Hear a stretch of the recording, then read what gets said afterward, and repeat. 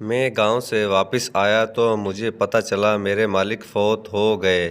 مجھے بہت دکھ ہوا۔ میں واپس جانے لگا تو مالکن بولی کہ میں بیوہ ہو گئی ہوں، تو کیا تم مجھے چھوڑ کر جاؤ گے؟ مجھے ترس آیا تو میں نے اپنی نوکری دوبارہ سے شروع کر دی، لیکن روز مالک میرے سپنے میں آتے اور کہتے کہ میرے گھر میں جاؤ۔ میں پریشان ہو جاتا۔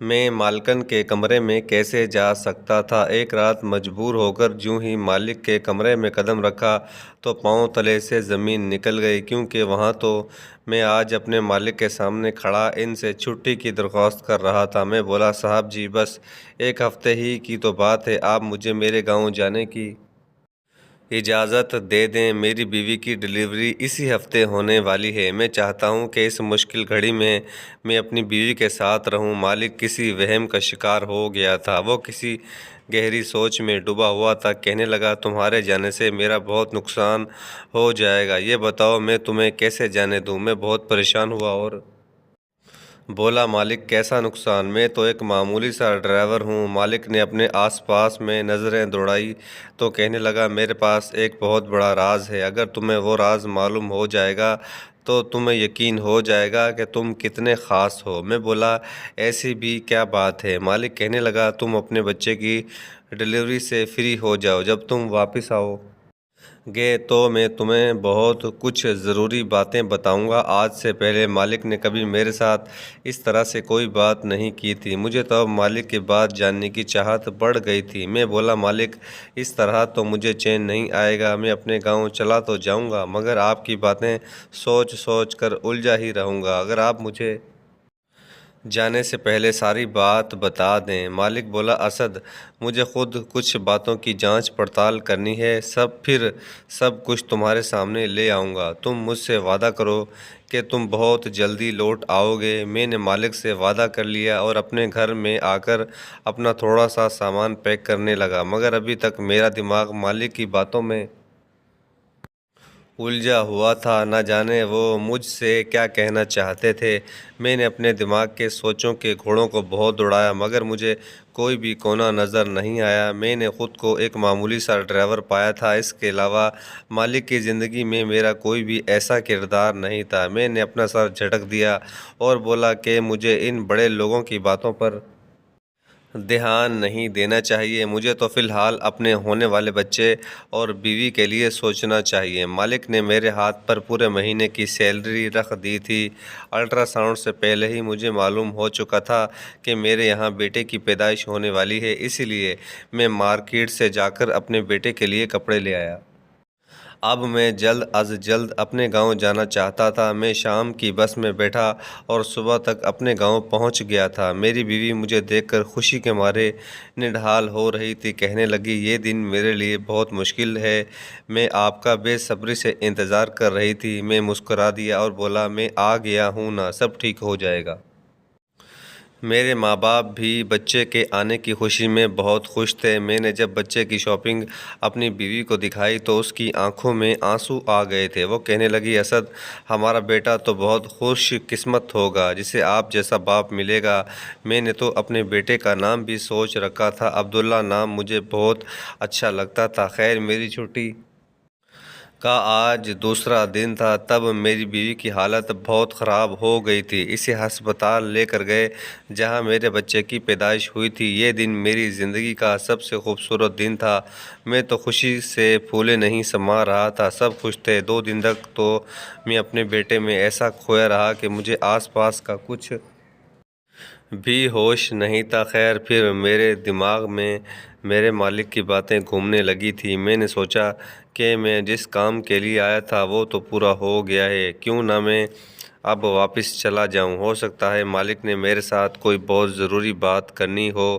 بس یہ سوچ کر میں نے واپسی کا پروگرام بنا لیا۔ میری بیوی میرے اس طرح جلدی واپسی پر بہت غصہ ہو گئی تھی۔ پھر میں نے اس کو سمجھایا، تم اداس مت ہو، میں ایک ضروری کام سے جا رہا ہوں، بہت جلد واپس آ جاؤں گا۔ میری بیوی کا دل بہت گھبرا رہا تھا، مگر میں کیا کر سکتا تھا؟ میری بھی مجبوری تھی، مجھے واپس تو جانا ہی تھا۔ میں مالک کے گھر پہنچا تو مجھے عجیب سا اداس سا ماحول محسوس ہوا۔ میرا دل بہت گھبرا گیا تھا۔ میں نے سوچا کہ شاید میں اپنے بیٹے کو چھوڑ کر آیا ہوں، اسی لیے میرا دل اداس ہے۔ میں گھر کے اندر گیا تو چوکیدار کہنے لگا، اسد تو اچھا بندہ ہے، اس گھر کے مالک کا انتقال ہو گیا ہے، مگر تو واپس ہی نہیں لوٹا تو نہ جانے کس دنیا میں کھو گیا تھا۔ میں نے بڑی حیرانگی سے چوکیدار کی طرف دیکھا کہ مجھے اس کی باتوں پر یقین ہی نہیں آیا تھا، نہ جانے وہ ایسا کیوں کہہ رہا تھا۔ میں نے کہا، تم اپنے ہوش و حواس میں تو ہو، کیسی بہکی بہکی باتیں کر رہے ہو؟ چوکیدار کہنے لگا، اب تم یہ مت کہنا کہ تمہیں اس بارے میں کچھ معلوم نہیں ہے۔ مالک کی موت پر ہماری آنکھیں آنسوؤں سے بھیگ گئی تھیں۔ وہ کتنے اچھے انسان تھے۔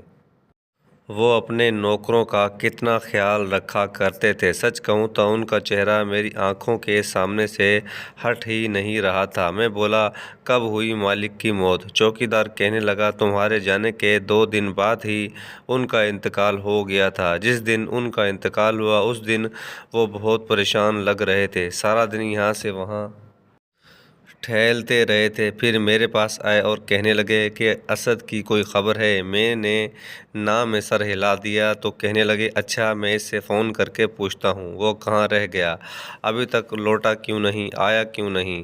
میں بولا، مالک اسے گئے ہوئے ابھی صرف 2 ہی دن تو ہوئے ہیں۔ مالک نے اپنی جیب سے موبائل نکالا اور تمہیں فون کر رہے تھے، مگر تم نے نہیں اٹھایا تو وہ تھوڑے پریشان سے ہو گئے تھے۔ میں چوکیدار کی باتیں سن کر حیران رہ گیا، آخر اچانک ہی مالک کی زندگی میں میری اس قدر ضرورت کیسے پڑ گئی؟ وہ میری واپسی کے لیے بے چین کیوں ہو گئے؟ میں نے اپنے دماغ پر زور ڈالا تو مجھے یاد آیا کہ سچ میں میرے نمبر پر 3 بار مالک کی کال بھی آئی تھی۔ میں نے سوچا کہ شاید یہ پرانی کال ہوگی، اسی لیے میں نے اس پر کوئی دھیان نہیں دیا۔ میں چوکیدار سے بولا، تمہیں پتہ ہے کیا مالک مجھے کیا کہنا چاہتے تھے؟ لیکن میری بات سن کر وہ ہنس دیا اور بولا، تمہیں تو پتہ ہے اسد، ہم نوکر لوگ کہاں بڑے لوگوں کی باتوں میں دخل اندازی کرتے ہیں۔ مالک کے انتقال کے بعد مجھے بھی خیال آیا کہ کاش میں اس دن مالک سے پوچھ ہی لیتا، آخر وہ مجھ سے کیا جاننا چاہتے تھے۔ ہم دونوں ابھی گیٹ پر کھڑے ہو کر باتیں ہی کر رہے تھے کہ ایک نوکرانی آ گئی۔ وہ کہنے لگی، اسد تمہیں مالکن بلا رہی ہے۔ میں نے سر ہلا دیا اور نوکرانی کے پیچھے پیچھے چل دیا۔ انہوں نے خود کو اچھی طرح سے چھپا رکھا تھا۔ مجھے دیکھ کر کہنے لگی، اسد تم اپنے مالک کے قل پر بھی نہیں آئے؟ میں بولا، مالکن مجھے ان کی موت کی بالکل بھی خبر نہیں تھی، ابھی مجھے گیٹ پر ہی چوکیدار نے بتایا تو میرا دل کٹ کر رہ گیا۔ مجھے بہت افسوس ہے کہ میں اس وقت یہاں پر نہیں تھا۔ مالکن کہنے لگی، تمہاری بیوی کی ڈلیوری ہو گئی ہے کیا؟ میں بولا، جی مالکن، خدا نے مجھے بیٹے سے نوازا ہے۔ وہ کہنے لگی، تمہیں بہت مبارک ہو، اگر تمہیں 1 ہفتے کی اور چھٹی چاہیے تو میں دینے کے لیے تیار ہوں۔ میں مالکن کی باتیں سن کر حیران ہوا، کیونکہ ان کے گھر میں میری ڈیوٹی صرف اتنی تھی کہ میں مالک کو گھر سے آفس اور آفس سے گھر چھوڑ دیا کرتا تھا۔ اب جب وہی نہیں رہے تو اس کا مطلب تھا کہ میری جاب بھی ختم ہو چکی تھی۔ میں بولا، مالکن میرا اب تو یہاں کوئی کام ہی نہیں رہا، میں واپس اپنے گاؤں چلا جاؤں گا اور وہیں پر کوئی کام ڈھونڈ لوں گا۔ مالکن جلدی سے بولی، یہ تم کیا کہہ رہے ہو اسد؟ کیا تم مالک کے انتقال کے بعد اس گھر کو چھوڑ کر چلے جاؤ گے؟ تمہارا کام بس ان تک ہی تھا۔ اسد، باقی کسی نوکر نے بھی نوکری چھوڑنے کی بات نہیں کی، تو پھر تم ایسا کیوں کہتے ہو؟ میں بولا، مالکن میرا کام تو بس مالک تک ہی تھا، اب مالک ہی نہیں رہے تو میں یہاں رہ کر کیا کروں گا؟ مالکن کہنے لگی، اب مجھے تمہاری ضرورت ہے، تم یہ کام چھوڑ کر مت جاؤ۔ مجھے مالکن پر ترس آ گیا تھا، اسی لیے میں نے ارادہ کیا کہ اب جب تک مالکن کو میری ضرورت ہے میں تب تک یہاں رہوں گا۔ اسی لیے میں نے ہاں میں سر ہلا دیا اور باہر نکل گیا۔ ہم سب ہی نوکروں کے لیے الگ سے کوارٹر بنائے ہوئے تھے۔ میں اپنے کمرے میں آ کر بیٹھ گیا تھا، میرا دل ہر چیز سے بھر گیا تھا۔ موت ایک بہت ہی خوفناک چیز ہوتی ہے، کوئی ایسا انسان جو ہمارے سامنے ہی ہوتا ہے، چل پھر رہا ہوتا ہے، اور پھر ایک وقت بھی آتا ہے کہ اس انسان کا کوئی نام و نشان نہیں رہتا، بس اس کی ایسی یادیں رہ جاتی ہیں۔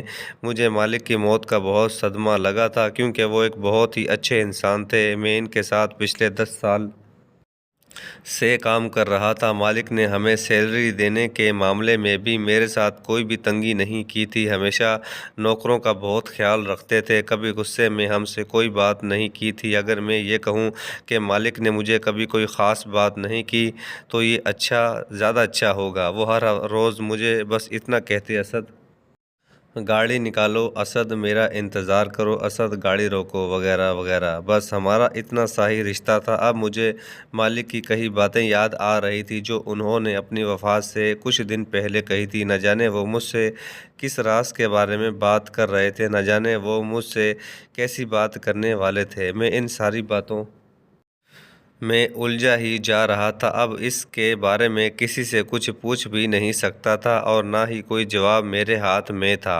رات ہوئی تو نوکرانی میرا کھانا لے کر میرے کمرے میں آ گئی تھی۔ وہ مجھے دیکھ کر بولی: اسد، مالک تمہیں یاد کر رہے تھے۔ میں ان کی بات سن کر چونک گیا۔ میں بولا: تمہیں کیسے معلوم ہوا؟ وہ بولی: مرنے کے ایک دن پہلے وہ مجھ سے کہہ رہے تھے کہ اسد کب تک واپس آئے گا۔ میں بولی کہ مجھے تو اس کے بارے میں نہیں پتہ۔ پھر وہ کہنے لگی: تمہارے خیال میں اسد کیسا آدمی ہے؟ میں بولی کہ وہ اچھا ہے، میں نے آج تک اس میں کوئی اس طرح کی برائی نہیں دیکھی۔ وہ اپنے کام سے کام رکھتا ہے، کسی سے غلط بات نہیں کرتا۔ میری بات سن کر مالک کے چہرے پر مسکراہٹ پھیل گئی تھی۔ پھر وہ میرے کمرے سے باہر جانے لگے۔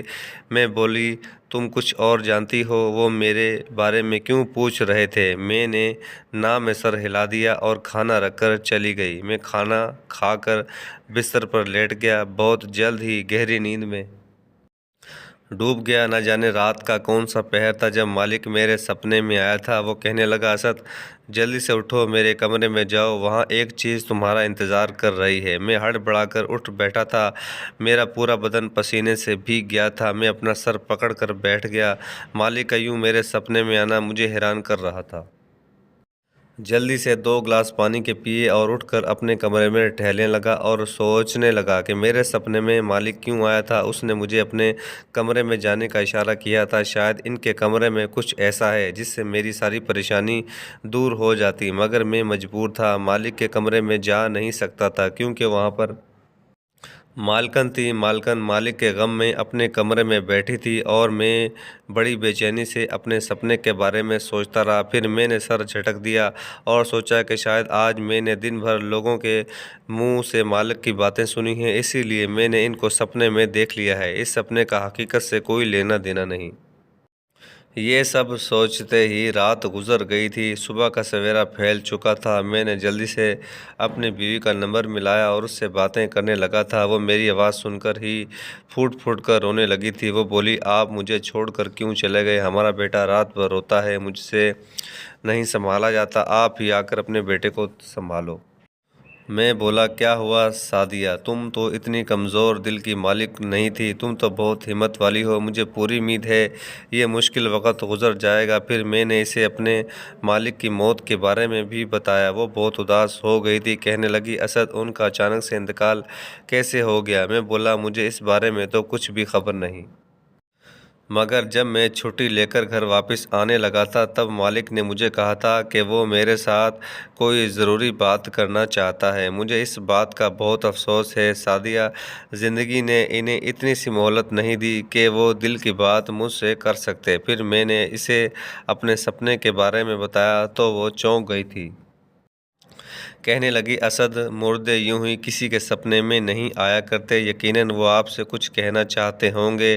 جب آپ نیند سے جاگے تو آپ کو چاہیے تھا کہ آپ جلدی سے اپنے مالک کے کمرے میں جاتے۔ میں بولا: سعدیہ، تم کیسی باتیں کر رہی ہو؟ آدھی رات کا وقت تھا، تب مالکن اپنے کمرے میں ہی تھی، وہ اپنے شوہر کے غم میں وہاں بیٹھی رہتی ہے۔ میں جوان ہوں اور نوکر بھی ہوں، تو ایسے میں مالکن کے کمرے میں جانا اچھا نہیں۔ سعدیہ بولی: اسد، آپ اپنے سپنے کے بارے میں اپنی مالکن کو بتا دو، شاید وہ آپ کی کوئی مدد کر سکے۔ میں بولا: ہاں، اب ایسا ہی کچھ کرنا ہوگا۔ پھر میں اپنے بیٹے کے بارے میں پوچھنے لگا۔ اتنی دیر میں نوکرانی میرے پاس آئی اور بولی: میم صاحب کا حکم ہے کہ گاڑی نکالو۔ میں نے ہاں میں سر ہلا دیا اور جلدی کال بند کر کے اپنے کمرے سے باہر گیا۔ میں گاڑی سٹارٹ کی تو مالکن گاڑی میں آ کر بیٹھ گئی۔ وہ کہنے لگی: آفس کی طرف مجھے لے چلو۔ میں نے گاڑی آفس کے راستے میں موڑ لی۔ وہ مالکن کہنے لگی، اسد تم کتنے پڑھے لکھے ہو؟ یہ ایک ایسا سوال تھا جو آج تک مالک نے مجھ سے بھی نہیں پوچھا تھا۔ میں بولا، مالکن میں FA پاس ہوں۔ تب مالکن بولی، اسد تمہارے مالک مرنے سے پہلے عجیب سی باتیں کر رہے تھے۔ وہ کہہ رہے تھے کہ اگر مجھے کچھ ہو گیا تم اسد پر بھروسہ کر لینا، ایک اچھا لڑکا اور شریف لڑکا ہے، اس کی پڑھائی لکھائی کم ہے، مگر آفس کے معاملے میں تم اس سے مدد لے لینا، تمہیں پریشان نہیں ہونے دے گا۔ اسد سچ کہوں تو مجھے اس بزنس وغیرہ کی سمجھ بوجھ نہیں ہے، تم بتاؤ کیسے یہ سب سنبھالوں گی؟ میرے تو کوئی آگے پیچھے بھی نہیں ہے۔ اب تمہیں اپنے مالک کی وصیت پر عمل کرنا ہوگا اور میری مدد کرنی ہوگی۔ میں بولا، مالکن میں گاؤں کا رہنے والا ہوں، میں پڑھا لکھا بھی کم ہوں اور بزنس وغیرہ کے معاملے میں بھی زیرو ہوں، میں آپ کی مدد کیسے کروں گا؟ مالکن بولی، دیکھو اسد، تمہارے مالک کی وصیت ہے، تمہارا کام بس اتنا ہوگا کہ تم اپنے مالک کی کرسی پر بیٹھ جایا کرو گے، ہر کام پر نظر رکھو گے، باقی کے بزنس کے معاملے تو مینیجر ہی دیکھ لے گا۔ میں نے ابھی اپنے شوہر کا 40واں کرنا ہے، اس کے بعد ہی میں کوئی کام دیکھوں گی، مجھے آگے کیا کرنا ہے اور پھر تم سوچ بھی نہیں سکتے، مالک کی کرسی پر بیٹھنے سے ہی تمہاری تنخواہ لاکھوں روپوں میں ہو جائے گی۔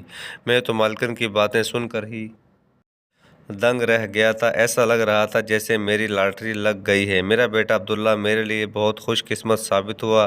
اب مالکن مجھ سے اس طرح امید لگا رہی تھی تو میں انہیں منع نہیں کر پایا۔ وہ میرے ساتھ آفس گئی تھی اور انہوں نے سب کو سمجھا دیا کہ آج سے اسد اس آفس کا سر ہے، تم سب پر یہ نوٹس جاری ہے کہ اس کی ہر بات مانو۔ مالکن کی بات سن کر سارے ورکر مجھے عجیب نظروں سے دیکھ رہے تھے اور پھر کھڑے کھڑے ہی میری حیثیت بدل گئی تھی۔ میں ایک معمولی سا ڈرائیور سے ایک بہت ہی بڑی کمپنی کا مالک بن گیا تھا۔ میں نے مانا کہ میں وہاں صرف ان کی دیکھ بھال کے لیے تھا، مگر پھر بھی سارے ورکر میرے سامنے جھکتے چلے گئے۔ اب میں ہر روز آفس جانے لگا تھا، میرے کہے فیصلے پر ہی سب ورکر کام کیا کرتے تھے، سب میرے آگے پیچھے ڈرتے تھے، ہر ورکر کا کام میرے سامنے لایا جاتا تھا۔ کسی کو چھٹی چاہیے ہوتی تھی تو مجھے آ کر درخواست کرتے تھے۔ یہ زندگی بہت حسین تھی۔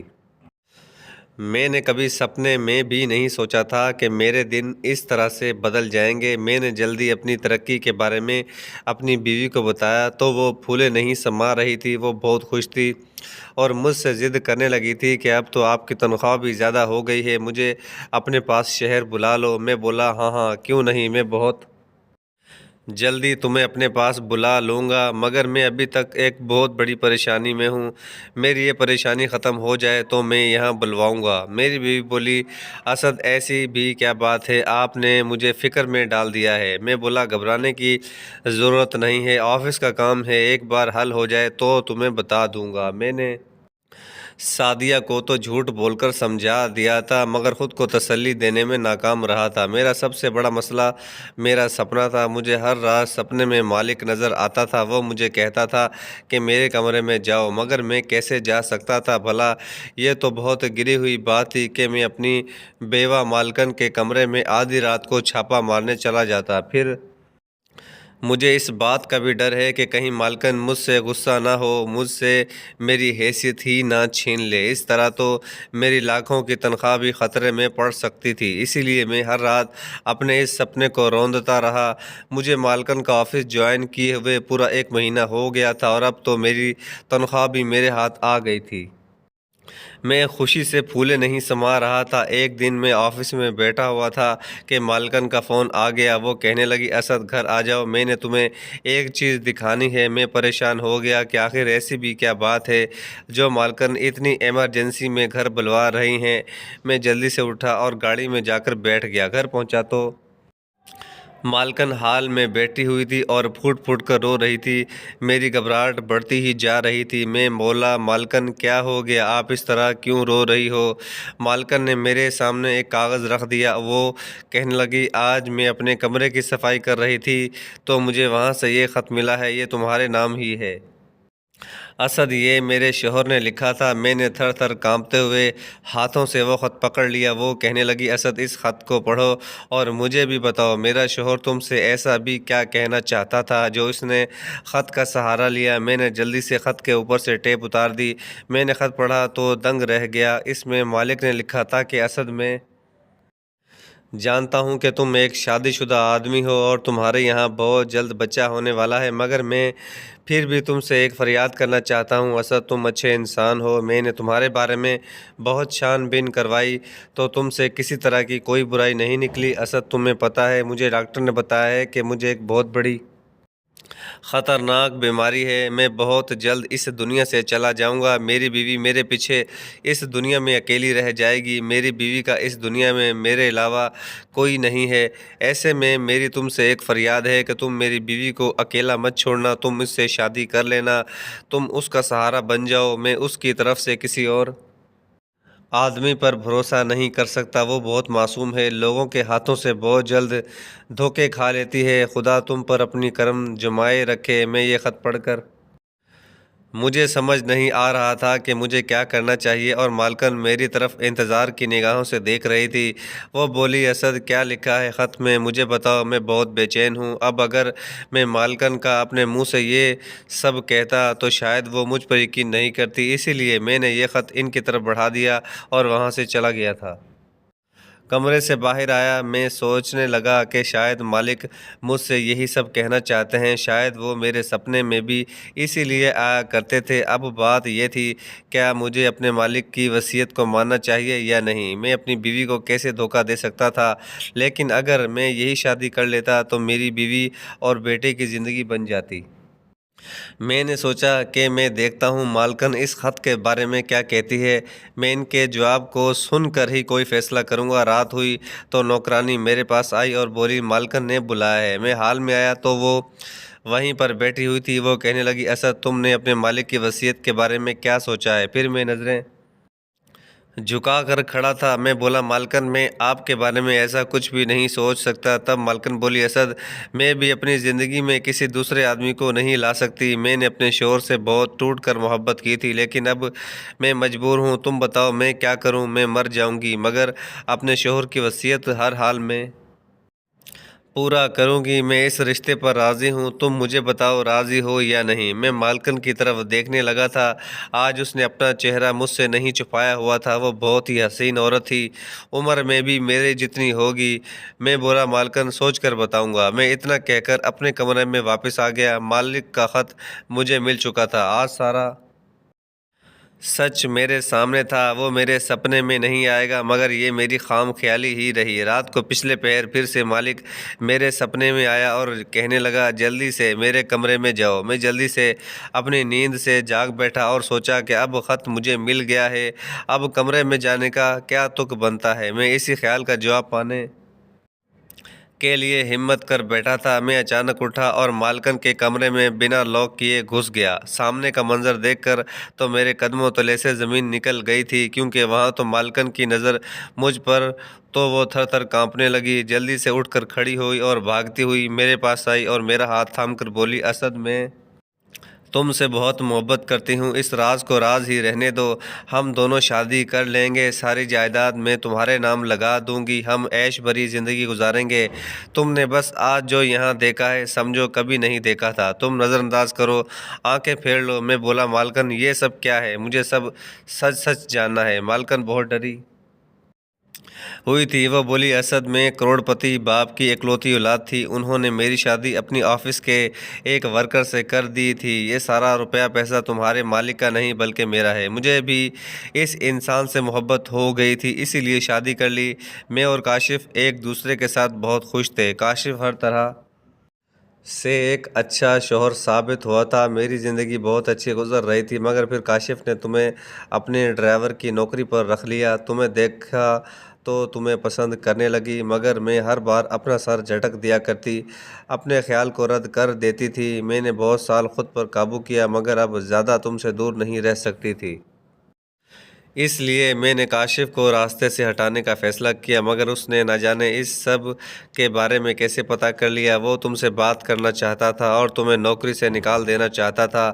میں تمہیں خود سے دور نہیں کر سکتی تھی، اسی لیے میں نے تمہارے جانے کے بعد کاشف کے کھانے میں ایسی دوا ملانی شروع کر دی جس سے اس کا جسم بے جان ہو کر رہ گیا۔ تم جانتے ہو کہ پیسے سے اس دنیا میں سب کچھ ہو سکتا ہے۔ میں نے کچھ لوگوں کو بہت زیادہ پیسے دے کر اپنے ساتھ ملا لیا اور کاشف کی موت کا ڈھونگ رچایا۔ اس وقت کاشف کو میں نے دوائیوں کے ذریعے بے ہوش کر رکھا تھا۔ سب نے اس کی لاش کو دیکھا تھا، مگر میں نے اس کو دفن نہیں ہونے دیا تھا، کیونکہ عین موقع پر مجھے معلوم ہوا تھا کہ میری ساری جائیداد کاشف کے نام ہے۔ اس نے اپنی وصیت میں لکھا کہ اس کے مرنے کی صورت میں یہ ساری جائیداد یتیموں کو دی جائے۔ میں ایسا کبھی ہونے نہیں دینا چاہتی تھی، مجھے اپنی دولت بھی چاہیے تھی۔ میں مالکن کی باتیں سن کر بالکل حیران رہ گیا تھا۔ سامنے مالک کو دیکھ کر میں بہت پریشان ہو گیا۔ مالکن نے مالک سے کہا کہ میری جائیداد واپس کرو، میرے نام کر دو اور پھر میں خود ہی وصیت بدل دوں گی، مگر یہ مانتے ہی نہیں۔ تم مجھے بتاؤ رات کے اس پہر میرے کمرے میں کیا لینے آئے تھے؟ میں بولا مالکن میں جب سے یہاں واپس آیا ہوں ہر رات مالک میرے سپنے میں آتا ہے اور مجھے کہتے ہیں میرے کمرے میں آ جاؤ، آج اسی لیے آ گیا ہوں۔ مالکن بولی تمہارا کیا فیصلہ ہے؟ میں بولا مالک کو آپ مجھے دے دو، پھر میں آپ سے شادی کروں گا۔ میں نے سوچا کہ ایک ایسا آدمی جس کی مدد خود خدا کرنا چاہتا ہے، جس کے بارے میں مجھے ہر رات سپنے میں اشارہ کیا جاتا ہے، تو میں اس کو یوں ہی تڑپتا ہوا نہیں چھوڑ سکتا۔ مالکن نے مالک کو میرے حوالے کر دیا۔ میں نے مالک کو اپنے پاس رکھا اور کچھ ہی دنوں میں مالک کی صحت اچھی بھلی ہو گئی۔ وہ پہلے سے کافی صحت مند ہو گیا۔ میرا دل بہت خوش ہوا کہ میں نے اس کی جان بچا لی۔ میں واپس اپنے گاؤں آنے لگا تو مالک نے مجھے انعام کے طور پر 15 لاکھ روپے دیے، جو میں نے لینے سے منع کر دیا، مگر انہوں نے جب زبردستی کی تو مجھے لینا ہی پڑا۔ مالک نے ساری اپنی جائیداد مالکن کے نام کر دی اور اسے طلاق دے کر اس کی زندگی سے ہمیشہ کے لیے باہر چلا گیا۔ اب مالکن اکیلے ہی رہتی ہے۔ ایسی عورت غیر آدمی کے خاطر اپنے شوہر کے ساتھ یہ سب کر سکتی ہے، اس کے ساتھ ایسا ہی ہونا چاہیے۔ میں آج بھی پریشان ہوں، یہ سب باتیں سوچتا ہوں، نہ جانے مالک کی ایسی کون سی اچھائیاں تھیں اس کے کام آ گئی جو خدا نے اس کی مدد کی تھی۔ پھر میں جانتا ہوں کہ مرنے والے سے اچھا بچانے والے کی ذات بڑی ہے۔ پھر خدا یوں ہی لوگوں کو اپنی ذات کے کرشمے دکھاتا ہے تاکہ انسان سمجھ جائے کہ خدا ہمارے بہت ہی زیادہ قریب ہے۔ ناظرین، یہ تھی آج کی ہماری کہانی۔ ویڈیو اگر پسند آئے لائک اور شیئر ضرور کیجیے اور ہمارے چینل کو سبسکرائب کر دیجیے۔ شکریہ۔